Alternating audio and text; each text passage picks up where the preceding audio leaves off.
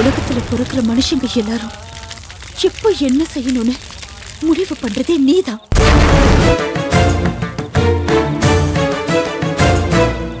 அரசன் ஆண்டியாக்கி வேடிக்கை பாக்குறதும் ஆண்டி அரசனாக்கி வேடிக்கை பாக்குறதும் நீதான். எனக்கு ஒரு குடும்பம், அப்பா அம்மா தம்பி தங்க இவங்க எல்லாரும் இருக்காங்கன்னு சந்தோஷமா வாழ்ந்துட்டு இருந்த என்ன உன் சந்தோஷம் உண்மையானது இல்ல, நீ ஒரு அனாதை தெரியப்படுத்த. 27 வருஷமா எனக்கு தெரியாத ரகசியத்தை இப்ப தெரியப்படுத்த. அதுக்கு காரணம் இருக்கணும். தெளிஞ்ச ஓடையா போயிட்டு இருந்த என் வாழ்க்கையில குழப்பத்தை ஏற்படுத்துறதுக்கு காரணம் இருக்கணும். ஒரு வழக்குல என்ன சிக்க வச்சது மூலமா உன் திட்டத்தை ஆரம்பிச்சு என்னை பத்தி தெரியாம இருந்த சத்தியமூர்த்தி அங்கிளுக்கு என்ன தெரிய வச்சு. அந்த சந்திப்பு நடக்காம போயிருந்தா இந்த வினாடி வரைக்கும் நான் யாருன்னு எனக்கே தெரிஞ்சிருக்காது. என்னை பத்தி எனக்கு தெரிய வச்சதுனாலதான் இப்ப நான் முன்னாடி நிக்கிறேன். தப்பு செஞ்சவங்க யாரா இருந்தாலும் தண்டனையில இருந்து தப்ப முடியாது. இது நீ காட்டுற நீதி. சந்திரமதி தப்பு செஞ்சிருக்கான், அதுக்கு நான் தண்டனை தர போறதில்ல. ஏன் மூலமா நீ தர போற? என் அம்மாவுக்கு துரோகம் பண்ணவள நான் பழி வாங்கணும். அந்த உணர்வு எனக்கு தந்த நீ இது நியாயம்னா எனக்கு நல்ல வழியை காட்டு. மகாபாரதத்துல அதர்ம வழியில நடந்த கௌரவர்களை அழிக்க கிருஷ்ணர் பாண்டவர்களை வழி நடத்துற மாதிரி நீ என்ன வழி நடத்து. இந்த உலகத்துல நம்பிக்கை ஜெயிக்குமா நம்பிக்கை துரோகம் ஜெயிக்குமான்னு ஏன் மூலமா அடுத்தவங்களுக்கு புரியவே. அன்பு ஆதாரமா உண்மைய உயிர் மூச்சா நினைச்சு வாழ்ந்த என் அம்மாவ சந்திரமதி அழிச்சா. அவளை நான் அழிக்கணும். எனக்கு அதுக்கான சக்தியை கொடுமா. பஞ்சகமா திட்டம் போட்டு வாழ வச்சவங்களை இல்லாம பண்ணிட்டு இப்ப வாழ்ந்துட்டு இருக்காள சந்திரமதி, அவளை நான் இல்லாம பண்ணணும். அதுக்கு எனக்கு சக்தியை கொடு. உன்னை துணையா வச்சு துணிச்சலோட சந்திரமதியை எதிர்க்க போறேன். உன்னை வழிபட்டுதான் என் யுத்தத்தை நான் தொடங்க போறேன். எனக்கு வழி காட்டு.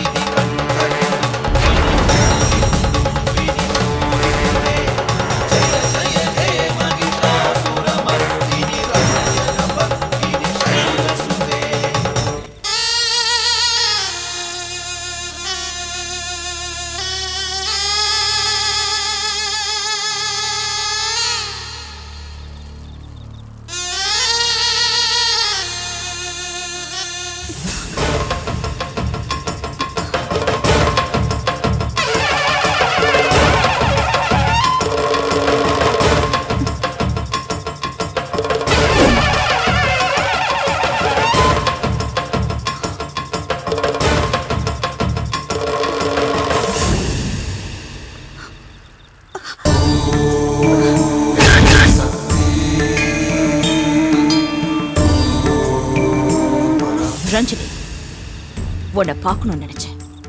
இதோ பார்த்துட்டேன். நடந்ததெல்லாம் தெரியும். உனக்கு விடுதலை வாங்கி தந்த வக்கீலே நியாயம் தர்மெல்லாம் பேசி சஸ்பெண்ட் பண்ண வச்சுட்டானமே.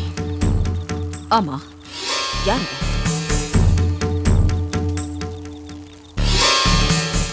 ஓகே, அவன் யாரா வேணாலும் இருந்துட்டு போட்டோம். நான் உன்னை பார்க்க வந்ததே உன்னை இனிமேலும் நான் இழக்க தயாரா இல்லைன்னு சொல்ல.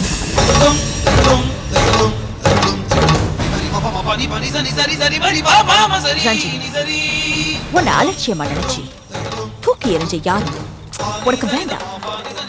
அவங்க கொடுக்கிற வேலை, அவங்க கொடுக்கிற சம்பளம் உனக்கு வேண்டவே வேண்டாம். உனக்கு கௌரவத்தையும் செல்வத்தையும் நான் இந்த சந்திரமதி தரேன். உன்னை மதிக்காதவங்களை, உன் திறமைய உதாசீனப்படுத்தினவங்களை உன் முன்னாடி நான் கை கட்டி நிக்க வைக்கிறேன்.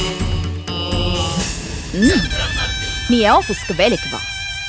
எனக்கு சமமா உன்னை நடத்தி உன்னை மகாராணி மாதிரி வாழ வைக்கிறேன். சம்மதம்? வரேன்னு சொல்லு ரஞ்சினி.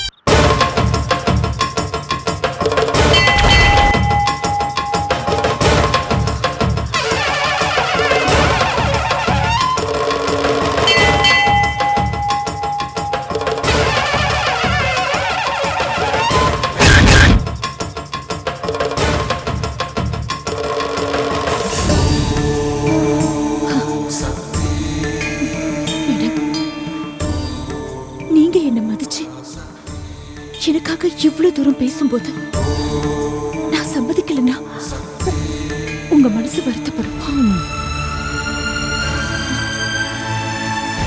நான் சம்மதிக்கிறேன் மேடம்.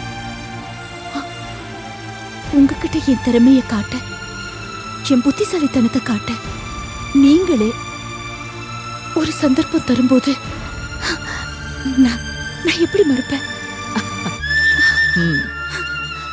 நாளைக்கு நான் உங்க ஆபீஸ்ல வந்து ஜாயின் பண்றேன். Thank you very much. கோயில்ல ஒரு நல்ல விஷயம் ஆரம்பமாகுது. உனக்கு ஒரு நல்ல வழியை காட்டியிருக்கா இந்த அம்மன். ஆமா ஆமா, தேங்க்யூ. என்ன செய்யறது, எப்படி செய்யறதுன்னு தெரியாம தவிச்சிட்டு இருந்த எனக்கு ரொம்ப நல்ல வழியை காட்டிட்டா இந்த அம்மன். ரைட். வா வா போலாம். அழக்கூடாது. வா.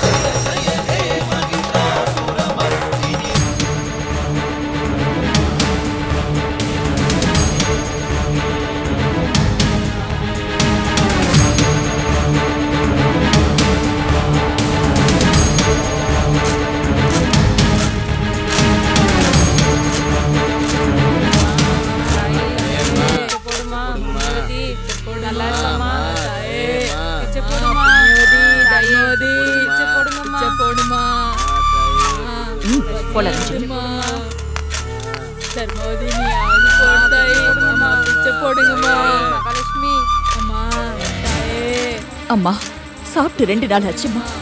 நீங்க நல்லா இருப்பீங்கம்மா. தர்மம் பண்ணுங்கம்மா. காசு போடுங்கம்மா. பசிக்குதுமா.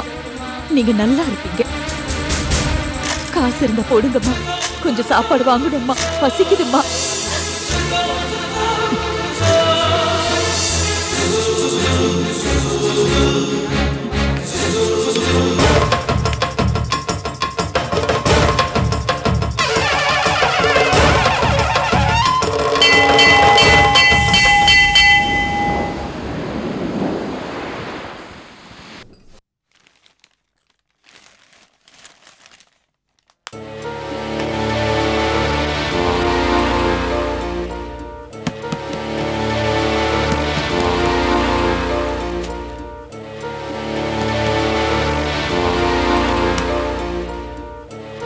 உமா,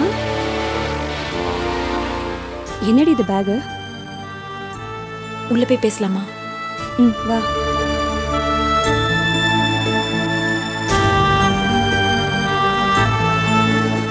உட்காரு.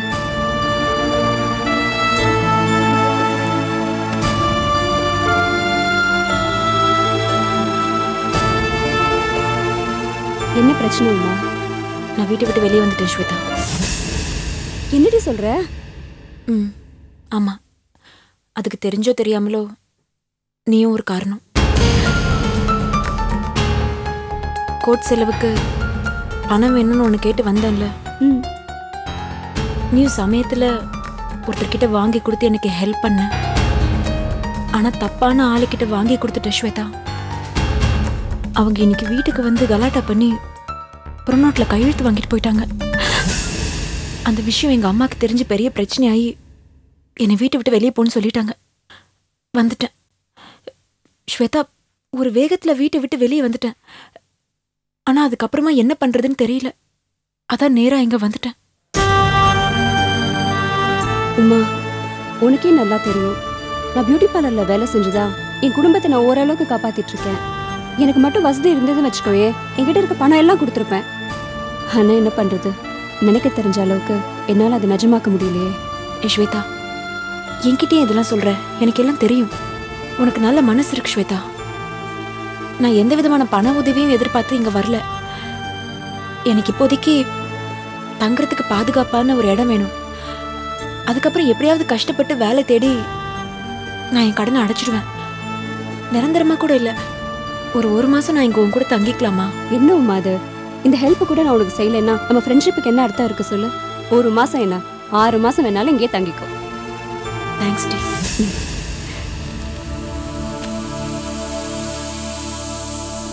உமா, ஒருவேளை உங்க அம்மா மனசு மாதிரி உன்னை கூப்பிட்டாங்கன்னா தயவு செஞ்சு அவங்கள போய் பாரு. ஐம் சாரி ஸ்வேதா, இனிமே என்ன ஆனாலும் அந்த வீட்டு பக்கம் நான் போக மாட்டேன். அந்த வீட்டை பத்தியும் எங்க அம்மாவை பத்தியும் நீ பேசுறதா இருந்தா நான் இப்பவே இங்க கிளம்புறேன். சரி, நான் எதுவுமே பேசல, ஏதோ என் மனசுல பட்டதை சொன்னேன். சரி, எனக்கு டியூட்டிக்கு டைம் ஆச்சு, நான் கிளம்பணும். உனக்கு சாப்பாடுலாம் ரெடியா இருக்கு, எடுத்து சாப்பிட்டு ரெஸ்ட் எடு. சரி, உனக்கு தெரிஞ்ச இடத்துல எனக்கு ஏதாவது வேலை இருந்தா சொல்லு. உன் பார்லருக்கு நிறைய விஐபியோட வைஃப்லாம் வருவாங்கல்ல, அவங்க கிட்டே கொஞ்சம் சொல்லி வை. கண்டிப்பா சொல்றேன். நீ நல்லா ரெஸ்ட் எடு, எந்த குழப்பமும் வேண்டாம், சரியா?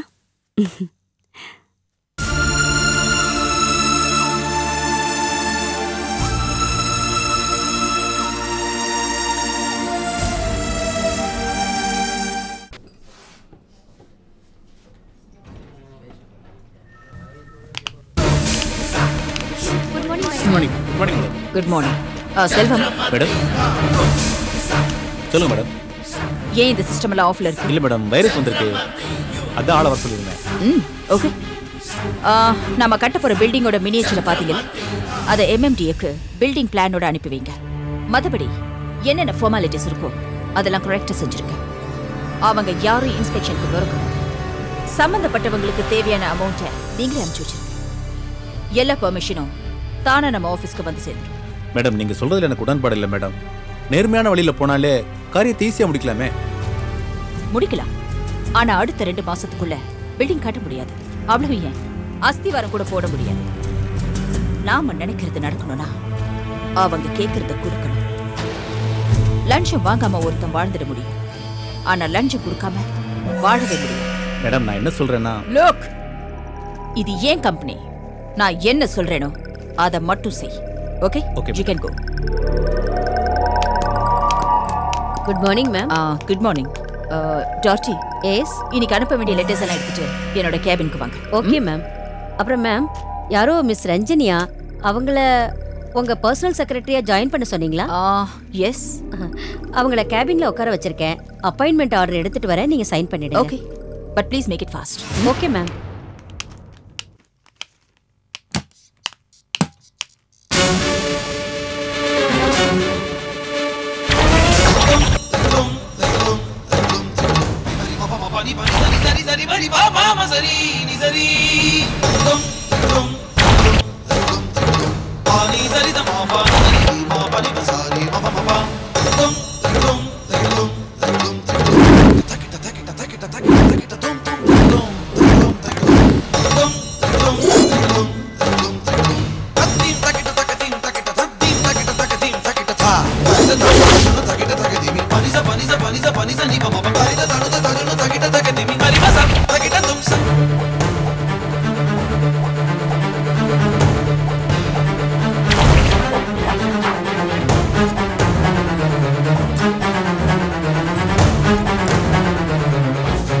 Good morning.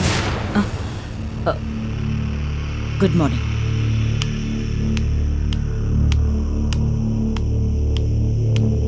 மேடம், நான் இன்னைக்கு டியூட்டியில ஜாயின் பண்ணிட்டேன். இங்க என்னென்ன வேலை இருக்குன்னு சொன்னீங்கன்னா எனக்கு கொஞ்சம் ஈஸியா இருக்கும். இங்க நீ ரஞ்சினியா இல்லாம இருக்கணும், அதான் உன் வேலை. புரியல? ஐ மீன் சந்திரமதியா இருக்கணும், நான் இல்லாதப்ப. சுருக்கமா சொன்னா, எனக்கு என்னெல்லாம் பவர்ஸ் உண்டோ அதெல்லாம் உனக்கும். நான் சொல்றது மட்டும் இல்ல, இனிமே நீ சொல்றதையும் எல்லாரும் கேட்கணும். மாமா அந்த கேஷ் கொடுங்க.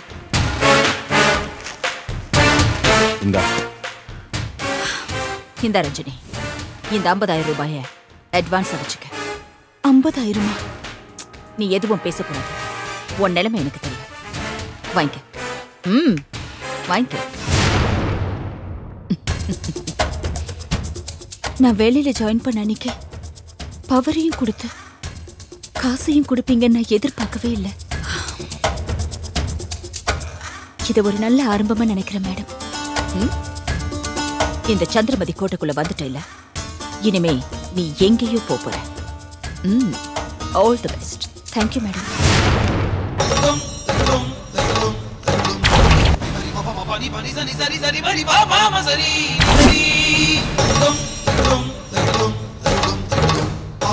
என் அம்மாவோட பவரையும் என் அம்மாவோட பணத்தையும் நீ எனக்கு தர வேடிக்கையா இல்ல?